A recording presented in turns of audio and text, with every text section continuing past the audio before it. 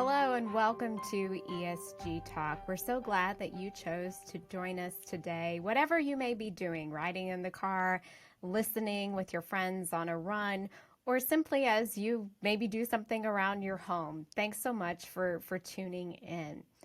I want you to take a moment and think about the first time you did something. Maybe you were learning a new skill or talent. Or maybe the first time you stepped into a career, job opportunity. A lot in those moments we have opportunities of excitement as well as challenges along the way whenever we start a new endeavor. And that's what today's show is all about. What's it like in your first year experience of building environment, social, and governance for your company? And we have the honor and privilege to have two incredible experts with us today. They consult with companies all around the globe on establishing their first year. Our first guest is Harry Etra, who is the CEO of HXE Partners, and Peylina Chu, who is the SVP of ESG Business Strategy at Antea Group. Harry was recently named the 2022 Environment Energy Leader honoree. Huge congratulations to you, Harry. Welcome to the show. Thanks. Great to be here. We're so excited to have your wisdom with us today. And Peylina comes with over 20 plus years of experience. And as we talked about making those pivotal moments or learning something new, she had a lot of things that she did new, from her beginning days in chemical engineering to now consulting with companies. So welcome, Peylina. Thanks so much, Mandi. Glad to be here. We all can resonate and relate when a company or an executive team is trying something new. And one of the things I learned, I actually taught first-year college students, and I had taught people who were much higher levels, master's degree and sophomores. And one of my friends, Jody, was a mentor to all of us who were teaching first-year students. And the thing he told me was, Mandi, you have to reset your expectations. You have to reset your expectations. These are high school students plus 3 months. High school students plus 3 months. And I carried that lesson with me when I work with teams for the first time on environment, social governance. Your first year is all about setting expectations of the foundation. And that's what today's show is all about. We're going to talk about success and failure, and we're really going to talk about it's okay to breathe and to set expectations if you're in the first year. You had different beliefs as to what kind of put people to their ESG journey or starts them to cause to move. So Harry, tell us what you think is critical to causing a company to move in their ESG journey. Yeah, I think it's really important to establish that baseline, understanding what has historically been happening at the company, whether that's related to greenhouse gas emissions or diversity, equity, inclusion, and belonging, really having that baseline and understanding of where you're starting from as you think about setting longer term targets. There's a little twist there, Peylina. You had a different perspective. How about you share that with our audience and listeners? Yeah, so I see probably in the last year or so, what I see companies, driving companies to take action on ESG are probably two big drivers. One is investors. So we have a lot of companies coming to us saying, our investors are asking us for our ESG strategy, or they're asking us for certain policies that we don't have. And we know that ESG is important, but we don't really know why, and we don't really know what to do for our business. So that's probably the first driver. And then the second driver that we're seeing a lot of is just customer requirements. So customers are really putting pressure on companies to take action. So some of it is becoming just table stakes to be able to respond to a tender. And we see this in both the tech industry with the big tech companies, as well as in the automotive industry. The big automotive companies are really putting a lot of pressure on their suppliers. And then I guess the third reason that I see is for probably those larger companies, the well-established big brand companies. They've been doing this for many years now, and it's been really to, I think, establish leadership within their industry, to differentiate themselves within the market, to enhance their brand and their reputation. So, we see some of these larger companies that have well-established programs and just continue to evolve and mature those. And then, of course, cascading those requirements down to their supply chain. And whatever kickstarts you, Harry, you had a good perspective there. It could be an inside out movement. We've seen people go there with preparing for global regulation, or it's been something that they've wanted to do as a part of their journey, or the outside in perspective that you shared, Peylina, about stakeholder engagement. The nice part is I think we're moving into a season of authenticity as companies get into this journey. Peylina, you and I were laughing pre-show, and we were talking about when you've been in the field for 15 years, it was like the dirty little secret that your CEO went out and signed some statement, and now you're like, crap, we got to figure out what we're doing. That's not where we are today when companies join. They're either taking an inside out or outside in approach to try to start their journey for a very important reason. So let's dig in. As this movement has started, what are some key considerations that you feel like is critical as people enter in their first year? And why don't you kick us off, Peylina? Sure. I would say there's probably three things for companies that are just starting off in their first year. The first, I would say, is materiality. So you're going to end up putting a lot of work into putting this program together. So the first part is make sure you're working on the right things, the things that are meaningful to your business, the things that are going to be important to your stakeholders. First, determine what's material to your company. The second is, you've probably used this phrase before, Mandi, is sustainability, ESG. It's a team sport. So definitely get that cross-functional team together. The best chance for success is when the ESG is really integrated into all of your business operations. So get that cross-functional task force together from the very beginning, and start building that consensus and having that engagement. And then the third thing, this is probably a little later in the first year after you've gotten that cross-functional team together, is the governance part of it. And it's the governance of ESG. So who's going to be responsible for what? What level of involvement is the board going to have? What are the executives going to do? What are the different functional parts of the organization, whether it's HR or legal or compliance? What's their role going to be in the overall program? I think with that, Peylina, to make sure that you're extending on that foundation is making sure that you do have the data and metrics behind what you're establishing in your program, and thinking about what are the right tools and systems to hold that cross-functional team accountable to making progress against the journey or more ambitious targets that they've set over time is really foundational to making sure that you do stay on track as a company and can show that progress in a meaningful way, as investor and other stakeholder expectations really do want to have the numbers to demonstrate that broader commitment.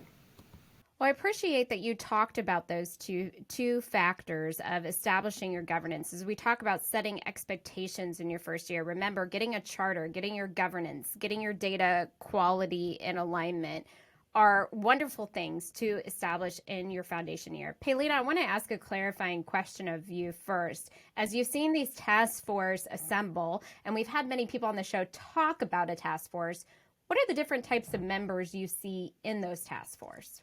Good question, Mandi. So I have worked with companies that have had very small task force to companies that have had very large working groups. I know that there was one client that we had recently, and I was quite surprised on the kickoff call. They had 24 representatives from their company join us on the kickoff call. And it ranged from, it was legal who had engaged us, but we had real estate, investor relations, HR, risk management, IT, workplace communications, reporting, benefits. I mean, every function within the company that you could think of had somebody on the call, which I guess in a good sense was good, because they had generated a lot of excitement around the kickoff of our project. And so everybody got to hear from the very beginning what this beginning of the journey was all about. And then, of course, as we started diving into the different work streams, we then identified smaller working groups to work on individual work streams. I think that's a really big key is who are the task force decision makers that report into the board and understand that that group can get bigger. So at a company like Workiva, our work streams include almost 40 people with those task force members. Our task force is a little bit smaller. It's about 8 people. And Harry, as you think about some examples from the first year, what are some things that you've seen be successful, like a customer example or example of a client that you've worked with? Yeah, we see when you have these growing groups of engaged stakeholders within an organization, the importance of education, really explaining to the team the why that we're doing this. There is buy-in at the leadership level. This is important to the company. It's not siloed or separate from the core business strategy. ESG is really integrated into what the company does. And in working with clients where we've seen that education at the board level, education at the task force or committee level, as well as the functional groups, understanding how their piece and contributions to the team fit into the broader ESG strategy, everyone becomes increasingly aligned and understanding the why to make sure that the company can make progress faster than they would otherwise.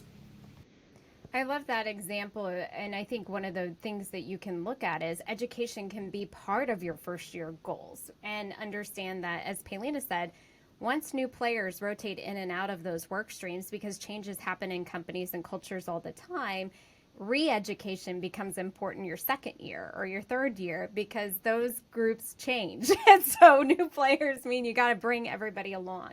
A quick tip for the first year group: as you identify your material issues and business value drivers, one thing that I do every single task force meeting with our team is the business value drivers are up top as the very first screen in the meeting, as a reminder of why we show up to meet.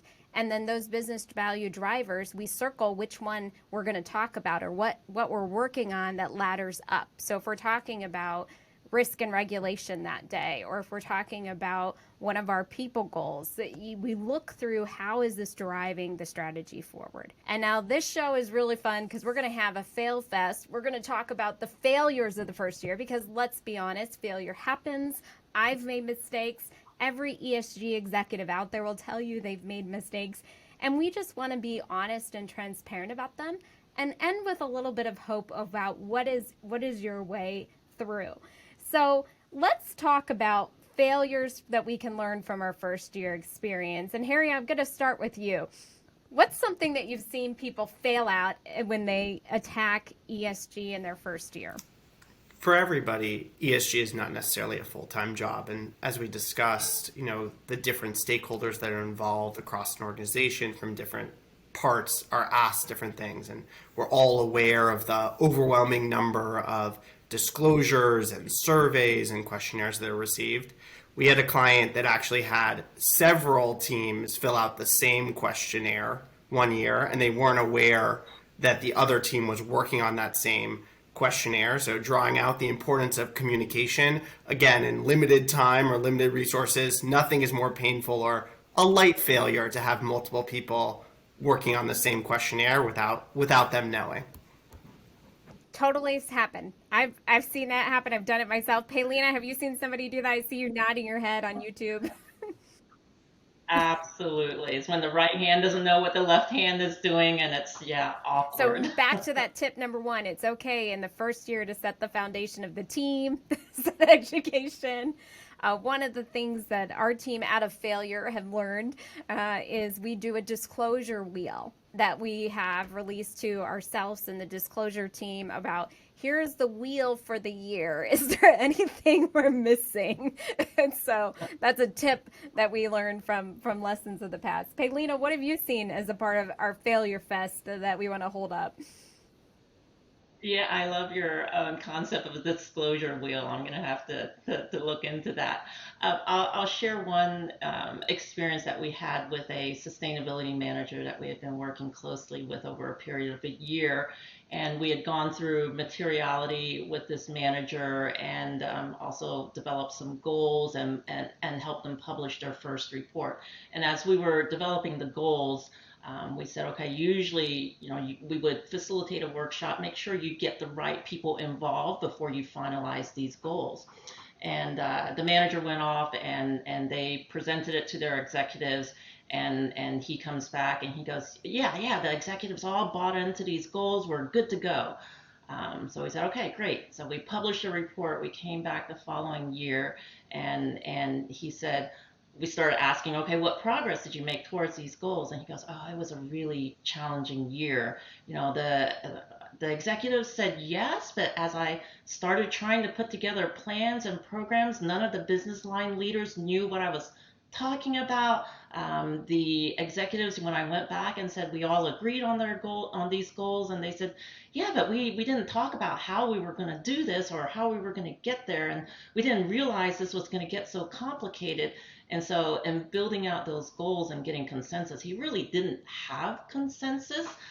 So it was more of a head nodding exercise than really digging deep and getting engagement and true understanding amongst all of the stakeholders as to what it was going to take. I always say there was something that I learned a while ago about an effective decision is the right decision plus commitment to that decision. So if you have the right decision but nobody's committed to it, it's not going to be an effective decision. So make sure you're getting that consensus and commitment along the way. I value the transparency and truthfulness, because these are mistakes that often are made several times, and you have to be careful of what I call the nodding with the head but disagreeing in the heart and really making sure, like you said, that the team is aligned. I think a lesson I learned over the last 15 years is I was like that person. I used to be so ambitious, and I wanted big goals, and I wanted to smash them all. And that was winning to me, like taking the hill, but looking behind and there's like 50 dead bodies, right? But you took the hill. And in this journey to get that nodding of the head and the agreeing with the heart, the one thing that I've learned the value of is pilots. And it's not taking it all together. It's helping the team come together on something that they can pilot and test. So like the supply chain, I say this a lot, don't take on every supplier. Take on maybe 2 or 3 of your major emissions. Partner with your supply team. How does that work across the 2 teams? What are lessons learned? Same with audit and assurance, right, Harry? We don't take every single one of those thousands or hundreds of data points that your stakeholder needs. Take your top 5. Work together, the 2 teams, on the process maps.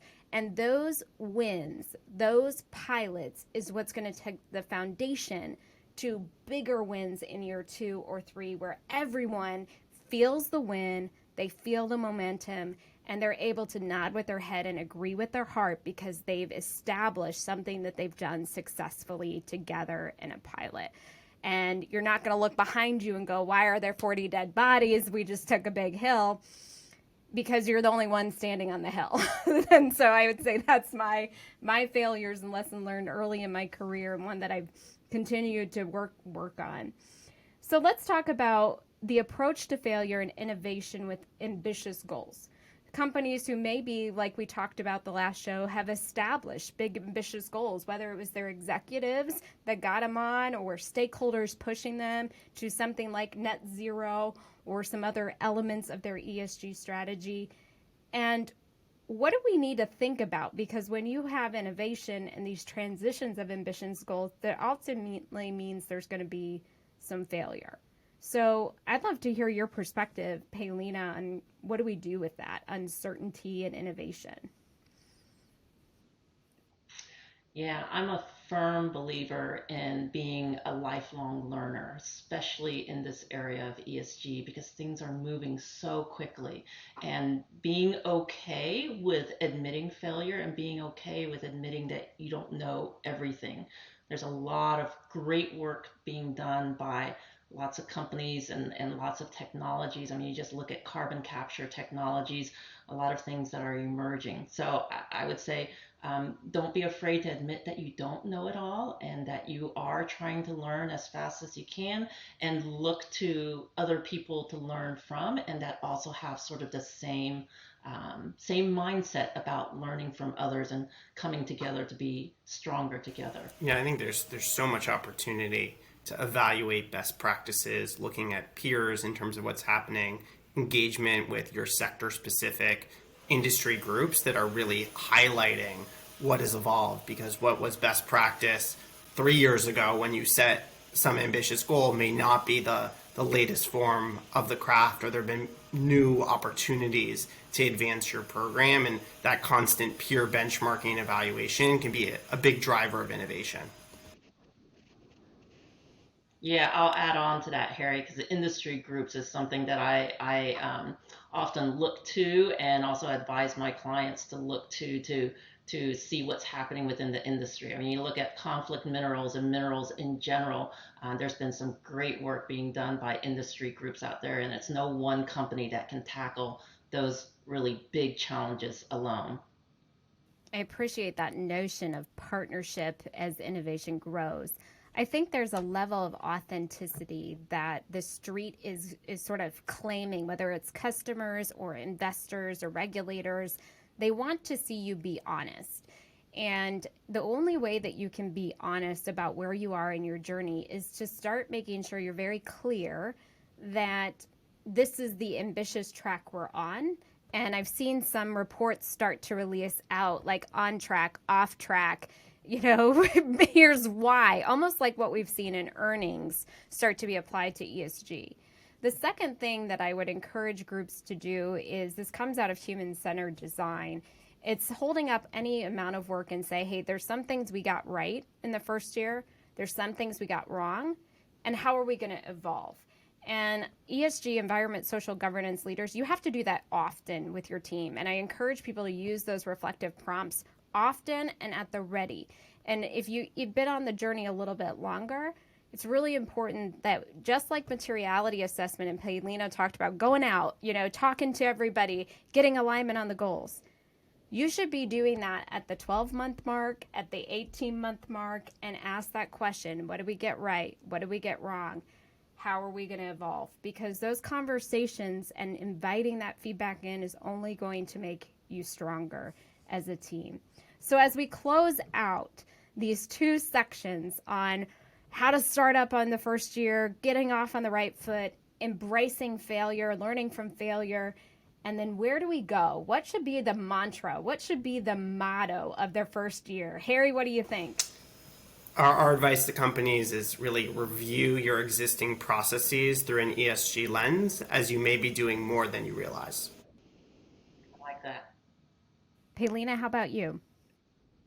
I would say my motto that I repeat a lot is, it's a journey. And the corollary to it's a journey is, you don't have to do everything in year one or year two. And the second corollary was, don't drive the bus alone. Bring people with you, educate people along the way, inspire people along the way. You can't be a leader if you don't have followers. I really love those two perspectives of the first year. And I would say my motto often to our team is, we pick a theme.